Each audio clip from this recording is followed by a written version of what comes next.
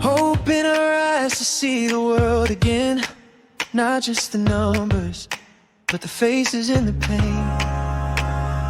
Hear every story hidden in the ground, hope in the silence, waiting to be found. From broken systems to a brighter way, we're planting seeds for a stronger day. Hands together, hearts aligned, one shared future, one humankind. Let us see what matters most. Feel the rhythm, feel the hope. With every step, with every start, we build solutions from the heart, from the heart, from the heart. Let justice flow where the water's dry. Let every child dare to dream and try. When the night feels long, we choose to stand. Faith in tomorrow, built by our hands. Generation rooted deep in care. Not just progress, but love we share. If the path is hard, we won't depart. Purpose beating like a living heart. Let us see what matters most. Feel the rhythm, feel the hope. With every step, with every start, we build solutions from the heart, from the heart, from the heart, from the heart, from the heart. From ideas to action, hand in hand, we rise together, we take our stand. One vision, one hope, one plan. This is the SDG Solutions Lab.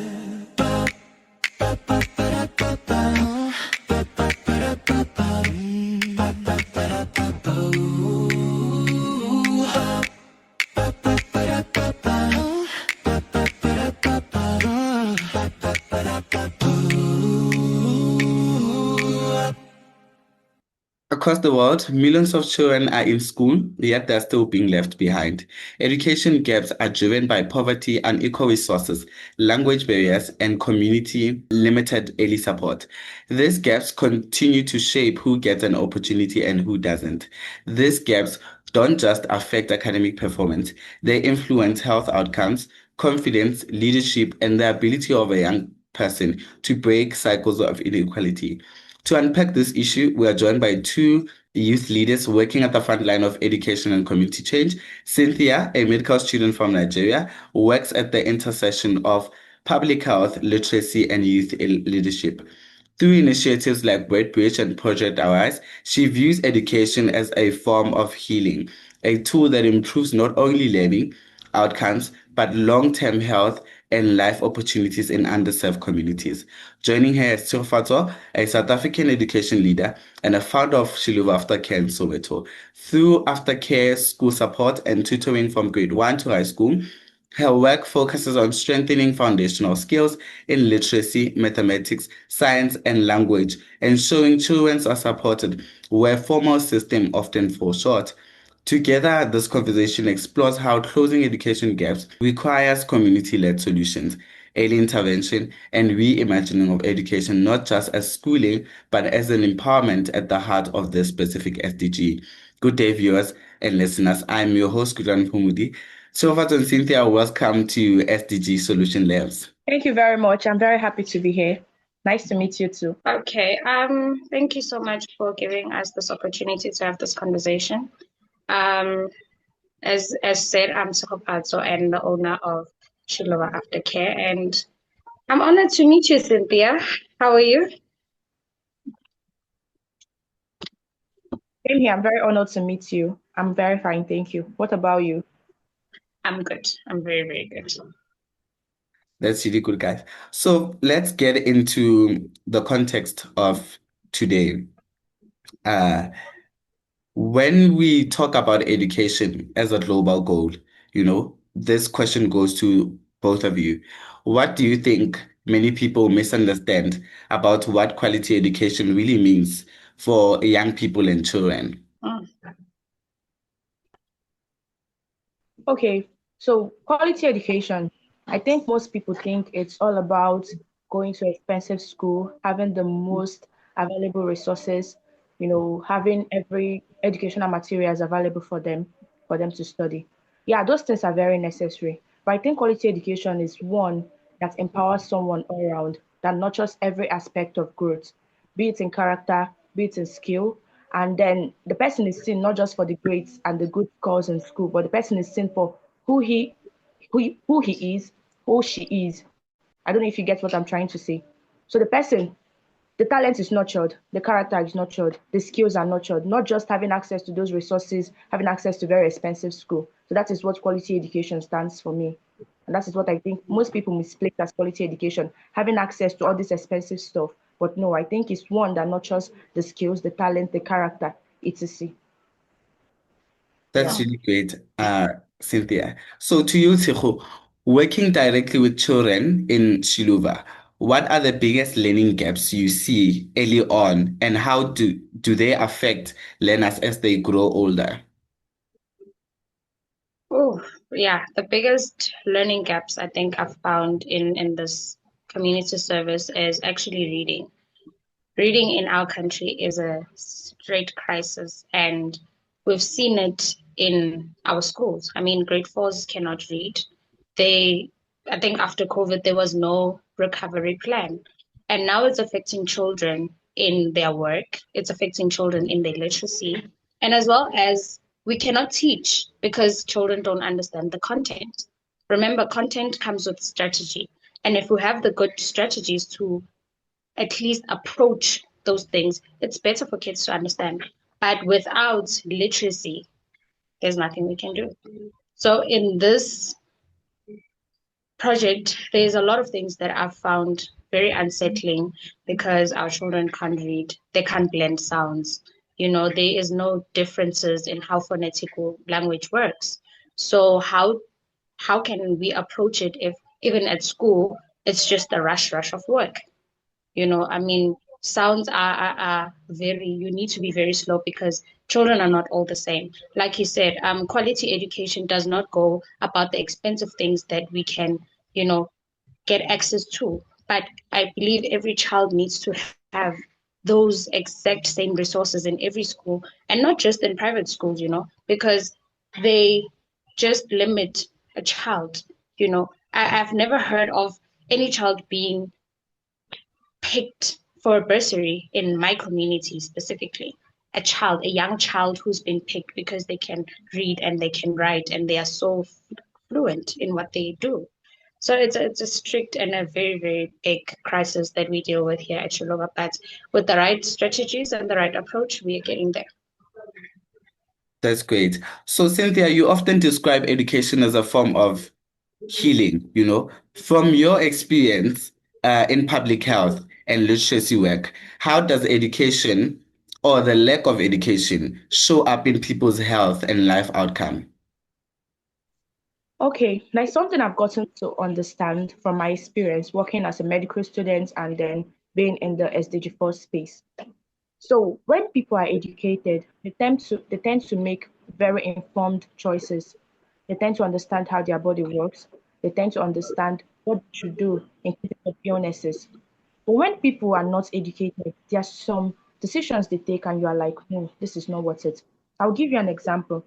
So I don't know if you have an idea about what's called Brule ulcer. No. Okay, it's a condition where a part of the body gets begins to decay, and you know um it takes a very long process to heal. I don't know if you get what I'm trying to say. So now, here in Nigeria, I observed that most times people that are uneducated, when they have this kind of medical condition, they don't go to the hospital immediately. They don't tend to make informed choices. Go to the hospital, try to find out what is wrong with you, treat this illness. What comes to their mind first is village people. They are being attacked by sorcery or voodoo magic. I don't know if you get. But now, when people are very educated, if you see the educated ones, when they have this condition, what they tend to do is to run to the hospital, try to find a way to treat themselves. So that is the difference between these two people, the educated and uneducated. These people make the informed choices. They know what to do. Even if they are not perfect, they don't know it all well, but they have an idea that this is a step I should take. But when people are uneducated, they don't know what to do. They all believe that, oh, this is voodoo, this is magic, this should not be this way. And their choices begin to doubt how they reason. So yeah, that's what I've observed. Oh, yes. So in Nigeria, what are the biggest barrier stopping children and youth from accessing quality education, especially, as you say, in villages, underserved communities? Okay. One, I think it's poverty. Yeah, in Nigeria, there are very big places like Lagos. In fact, almost like people that are rich there. But then one of the major problem people have with accessing quality education is poverty, number one. Number two is poor infrastructure. They don't have well classrooms, laboratories to practice whatever they have learned, and all of that. Three, they don't have very qualified teachers in certain areas, in the understaffed areas in particular. Because most times these teachers that are very experienced, you need to pay them higher for them to maintain a certain standard of education. But when you cannot pay them up to that amount, they can't bring themselves low because they also have families to feed. Now, at Arise Foundation, my foundation, what we do is this. We notice that most of these kids, they don't have what it takes for them to be on the bigger stages. They don't have people to train them. For example, in the spelling bee we attend, I know how much that people pay to get a spelling tutor for them to participate in a spelling bee. But at Rise Foundation, we make it very free for them. We get people that train them for the spelling bee and make it free for them so that they can participate. They don't have any reason to say they cannot take part in this, particularly finance. So poverty is a problem. Lack of infrastructure is a problem. Having unqualified teachers is a problem too. So those are the problems that hinder people from having access to quality education here in Nigeria, particularly in the underserved communities. So, Tshego, Soweto has a strong culture of resilience and deep inequality that has been a fact from way past years and all of those things. So how does Xiluva After Care support learners beyond the classroom, academically and emotionally? Whew, that is a very big question, but let me just answer it in phases. Um, I mean, firstly, we need to check how our children are emotionally, That's where our screening comes in. We check the emotional part of the children. Can they work in a group? Are they able to communicate better? And are they able to work together? Because I mean, those things, if there is screening and you screen those things, you can actually see, or no, there's a problem. I mean, our children here in Soweto, they come from very, I think, colorful backgrounds. They're not raised by the same parents. They have resentment. Some kids go through a lot of, divorce things around, and sometimes it makes them not to cope. So I mean, when they are here, I allow them to be, they are children when they come here. I make them, very, very affirmed for it. This is where you are supposed to be. And sometimes, the thing is the dynamic is very big. We are multi-graded class. So as much as we're multi-graded, we are able to make grade 6 work with grade 1. Because I mean, see the confidence booster in there that, okay, she has been here for like 6 years here or 2 years here, and she will be able to help me. So at least building a class that is very friendly and holistic for children, it's very easy for them to blend in. Another question that you asked was, how do we approach the academically parts? Starts with screening. As much as we screen emotional, we also screen the skills in where the children are at. And beyond the classroom, I think this year our approach is just to make sure that children get enough support, having the lesson plan for the week from the teacher, from the school, helps us as well that, okay, if my child is doing this sound this week, at aftercare we are doing the same sound so that at least they get a lot more practice, even on Saturdays, there are going to be Saturday classes this year so that we can approach everything slowly and see the progress of the child. So academically, we are working towards making sure that the child has enough support so that we don't do things that are forward and they are at a certain topic because they can't practice enough. So if we are according to the ATP, we are according to the lesson plan of each and every teacher, meaning I have children from different schools, so every lesson plan is different. So we have to make sure that we cater according to the child's lesson plan and then give them the right resources so that they can practice a whole lot more. Even on Saturdays, checking the progress on whether what happened in the week that the child was their child able to conquer that part, was they able to was there a lot of practice or none, so that we know that from next week, as much as we're pushing something new, we're also making sure that there's practice on the previous work. That is great insight, you know.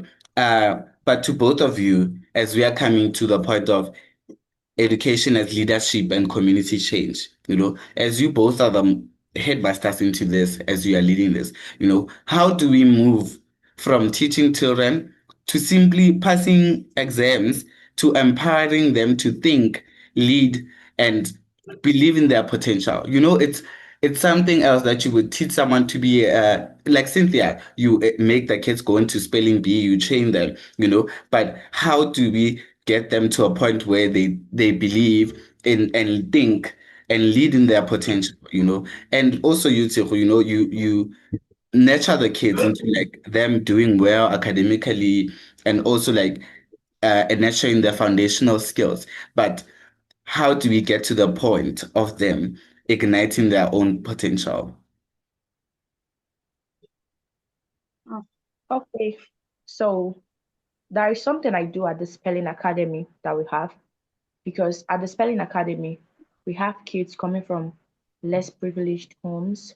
We have kids coming from underserved communities, majorly that occupy the Spelling Academy. Not all of them are academically sound per se, but we try our best there. So what we do, there are three things I look out for. I and my team, we look out for at the Spelling Academy. One, when we are teaching them, we try to be very conscious of what we value. We try to be very conscious of what we teach them, and we try to be very conscious of how we measure what we teach them. Do you get it?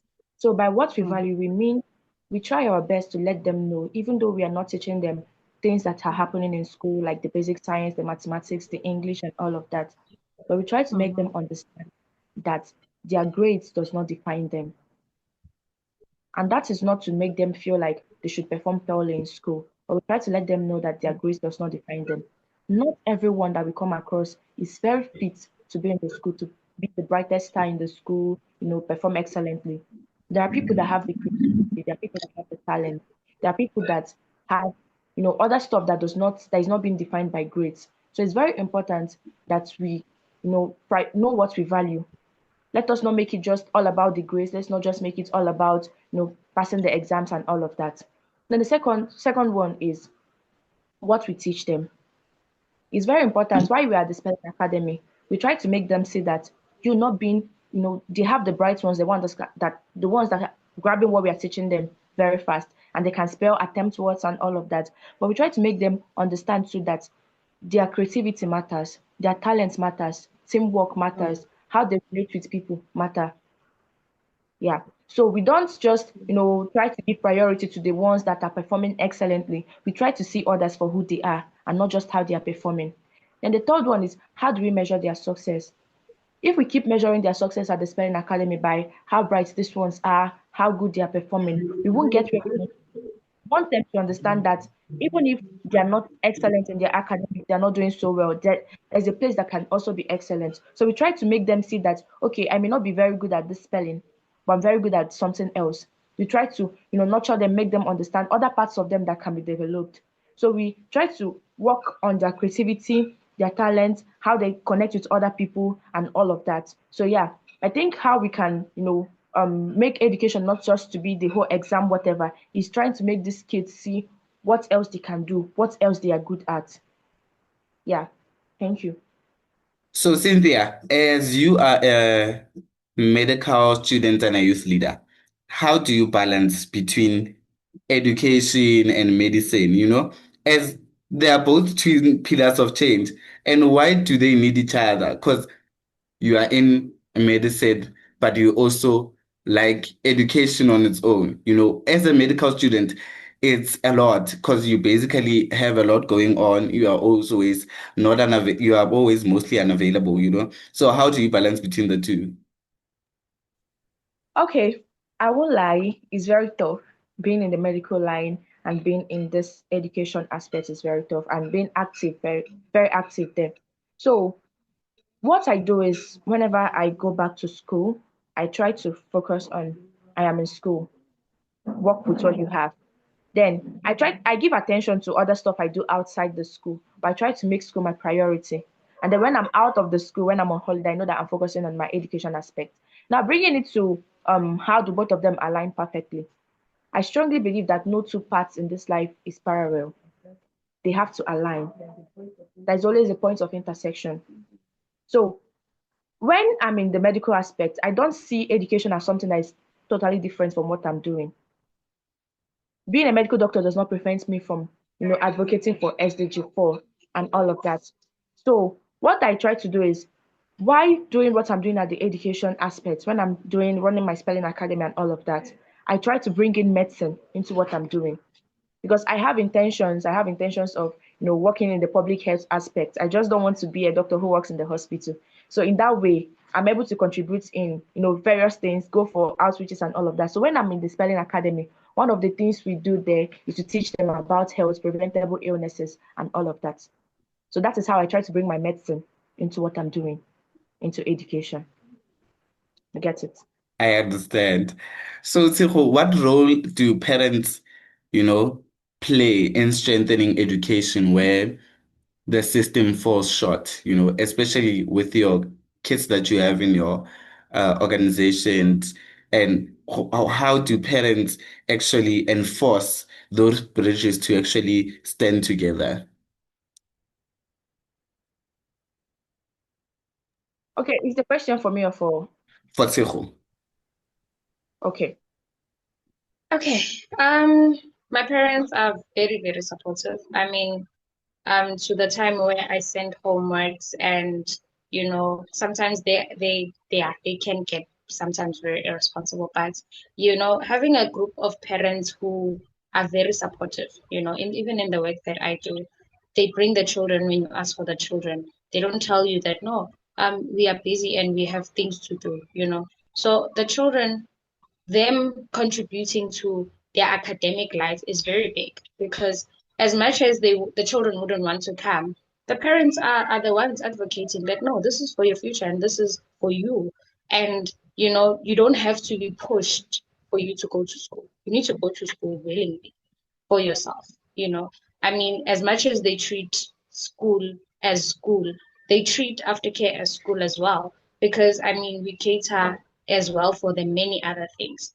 I mean, in our curriculum, we don't have something that's called picture reading. Something I found very interesting when I went for my training of reading and writing strategies. And I mean, like you said, Cynthia, like children need to like have a wide range of things so that we can discover their talents. I mean, picture reading is another thing of how children can tell a story, how they can describe to you what is going on in the picture. Not exactly like a questionnaire of paperwork that tells you where is the setting, what is happening in the story. But when a child can actually tell you what is happening in the story, but just looking at it seemingly tells you that a child has a talent. It's just that children are not gifted in the same way. Some children are not gifted in writing. They're gifted in just looking and telling you the story. So it's important as an aftercare to cater for that as well, because it gives us a wide range of things to look at that, okay, this child has abilities in writing a story, and that one has abilities in telling a story. That helps with presentation skills. They get confident enough to tell you what is going on in that story. Okay, that is good. Because the question that I want to ask next is kind of related to that. I want to ask if you, both of you, if you could have one thing that you could change, it could be an approach, it could be a policy funding, whatever that it is, in approaching of quality education or ensuring that people have quality education. What is that one key thing that you could change? Let's say something that really annoys you, that everyone does repeatedly, you know, what is that one thing that you could change? For me, I think I take that question first. Um, the setting. I think it's about time we get our own classroom, because as much as we do a lot of things, we help them with projects, we help them with schoolwork, but yeah, we need our own place. We need a place where it's just strictly us, you know. I mean, as much as my family has been so supportive in lending me their space at home, you know, the dining room works wonders for my children. But as well as we need a bigger space so that we can get more resources. If we buy more resources, we can place them properly. You know, a well-structured class is a well-structured aftercare. You know, so we need a new place, and that place needs a lot of funding. You know, so yeah, I think that one is just one that's so annoying in my ears. I need to check it out.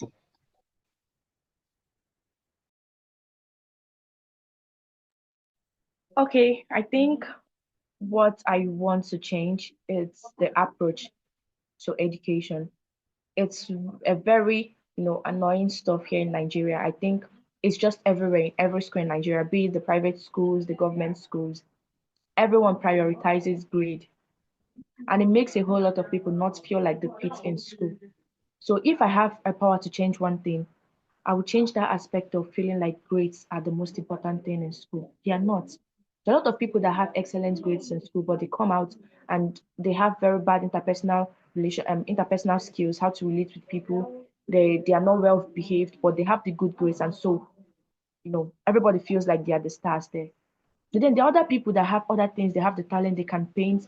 So I feel that's what I want to change. And I will add to the school curriculum, all these vocational studies and all of that, talent exhibition, to just see that other people are also feeling seen and not just the grade. So yeah, I will change the whole approach to education, inculcate the vocational studies in school curriculum so that everything is balanced, not just passing exam, writing exam and passing it. Other people can also feel seen and feel heard. Yeah.